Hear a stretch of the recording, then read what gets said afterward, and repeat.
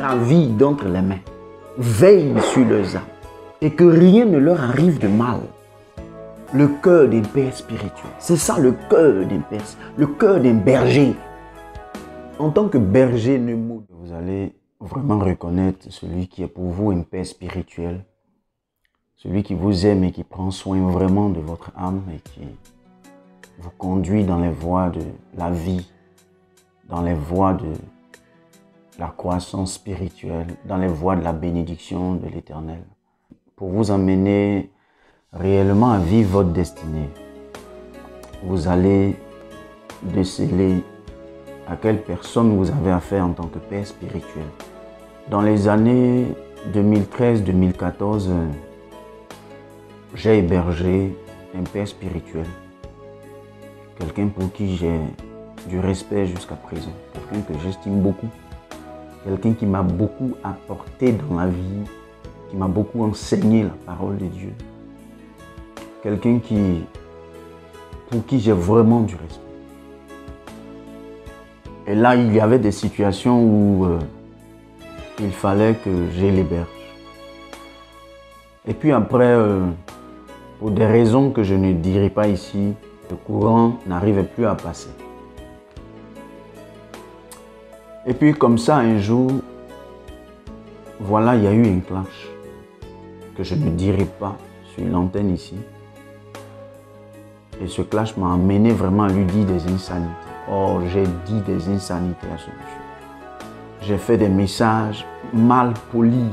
Je me suis comporté comme quelqu'un qui n'a jamais bénéficié de quelque chose de bien venant de ce monsieur. Je lui ai dit toutes sortes de mauvaises choses. Oui, je l'ai fait. Je ne vous le conseille pas. Je ne vous dis pas de le faire. Ne le faites même pas. Ne pensez même pas à le faire. Et j'ai commencé à déconstruire l'image du monsieur à côté de certaines personnes. Et le jour où je l'ai appelé au téléphone, j'ai commencé à lui dire ces genres de bêtises-là. Il m'a écouté pendant tout le temps. Ça pouvait faire une dizaine de minutes. J'ai parlé. Je suis sûr que de là où il était, je ne sais pas s'il pouvait couler des larmes, mais si c'est quelqu'un qui a l'habitude de verser des larmes, je sais qu'il était en train de pleurer. Quand j'ai fini tout ça, vous savez ce qu'il m'a dit? Il m'a dit merci pour tout. Je suis resté là un peu silencieux. Il n'a plus parlé. Et le téléphone est coupé. Après, je lui ai envoyé encore des messages. Vous savez ce qu'il a répondu encore? Merci. Et là, bon, j'étais sur ma raison. Je me cantonnais sur ma raison. Je ne voulais pas fléchir. C'est lui le fautif. C'est lui le mauvais. C'est lui le méchant. Il n'est pas digne d'être un père spirituel. Et moi, je suis déçu de lui et tout ça. Je gardais ma position. Et j'ai gardé cette position pendant des années. Et je vous assure, ça fait 3 ou 5 ans après. J'étais là et quelque chose me dit dans mon esprit, rapproche-toi de ce monsieur et demande-lui pardon pour tout ce que tu fais. J'ai dit, oh la voix insiste pour dire, rapproche-toi de ce monsieur et demande-lui pardon pour tout ce que tu as dit. J'ai dit, mais j'ai rien dit de mal, le monsieur m'a fait trop de mal. Il m'a fait trop de mal, il mérite que je lui dise. La voix me dit, je te répète, retourne vers ce monsieur, reviens de tout ce que tu as dit, demande-lui pardon pour tout ce que tu as prononcé sur ça. J'ai dit d'accord, il n'y a pas de problème. J'ai laissé passer encore 1 an. La voix est revenue. Et il n'y a pas longtemps, je suis allé vers le monsieur. J'ai dit, mon père, il dit oui. Il dit, je te demande pardon. Je lui ai dit, je te demande pardon. Je te demande pardon pour tout ce qui s'est passé. Pour tout ce que j'ai eu à te dire, je te demande pardon. Là, j'avais préparé une offrande, mais ça n'était même pas l'offrande ou bien ça n'était même pas le présent que j'avais envoyé qui l'intéressait vraiment. Vous savez ce qu'il m'a dit? Tu es mon fils? Je dis oui. Il dit, c'est moi qui t'ai imposé les mains et tu as commencé à parler en langue sous l'inspiration du Saint-Esprit. Je dis, oui, ça je le sais. Il dit, je t'ai imposé les mains, mes mains t'ont touché. Et comme mes mains t'ont touché, je n'ai pas parlé. Je n'ai pas parlé négativement sur toi. Parce que mes mains t'ont touché. Mais depuis le premier jour où tu as appelé et que tu as raccroché, je t'avais déjà pardonné. Ah. Ouf. Le monsieur dit, depuis le premier jour où tu m'as insulté, où tu m'as vilipendé, quand tu as raccroché le téléphone, je t'avais déjà pardonné.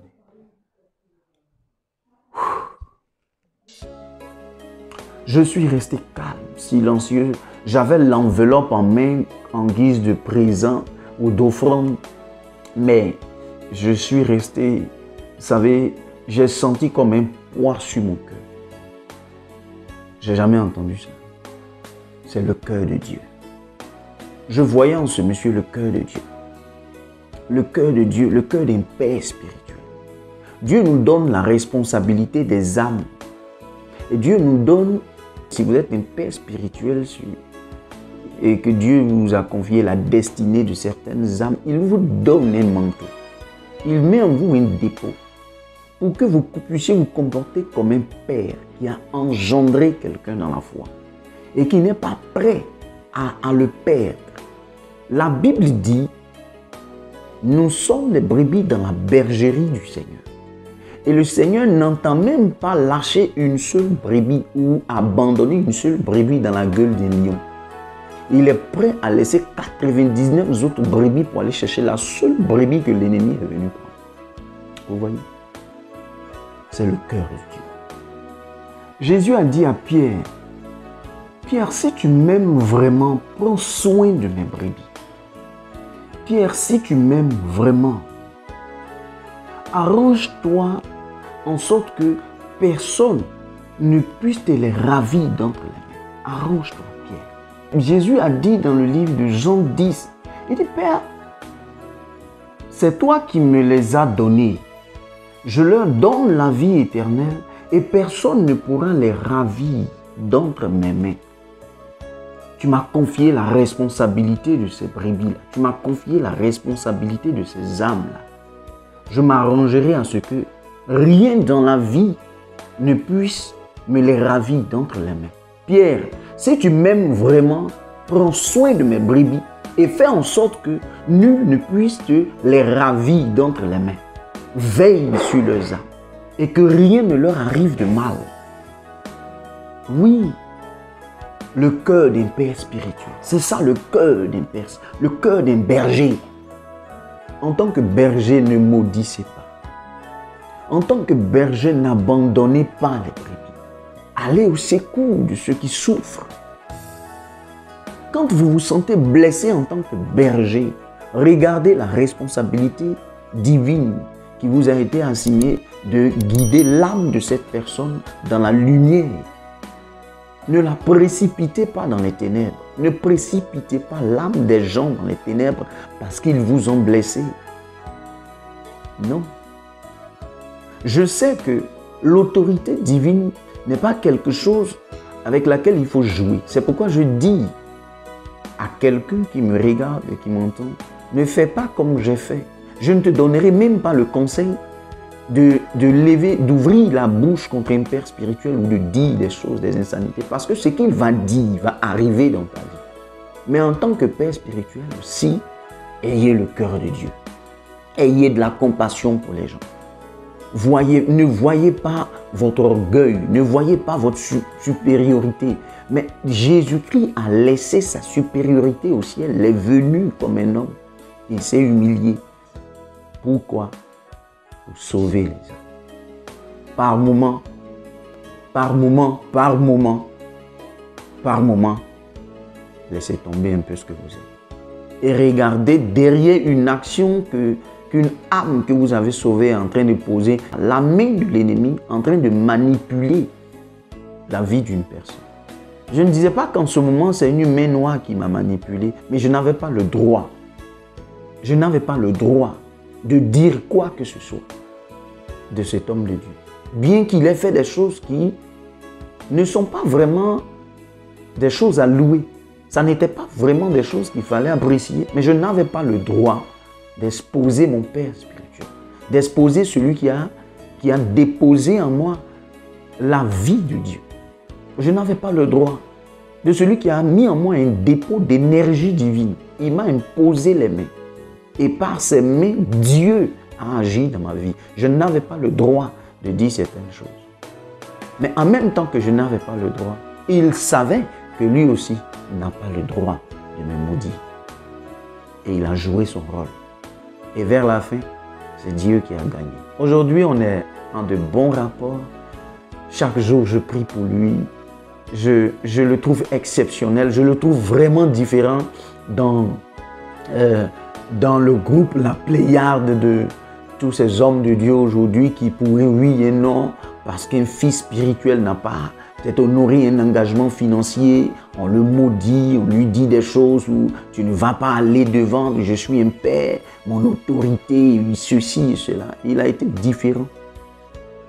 Et je salue cette différence-là et je bénis Dieu pour ça. Au passage, Daddy, reste béni, sois toujours grand, que Dieu fasse que tu ailles toujours dans les hauteurs et que la bénédiction de Dieu soit avec toi. Aujourd'hui, c'était ça. Shalom à vous les frères, que Dieu nous bénisse, que Dieu bénisse l'Église et que la bergerie du Seigneur soit toujours dans la lumière, dans la paix, dans l'abondance.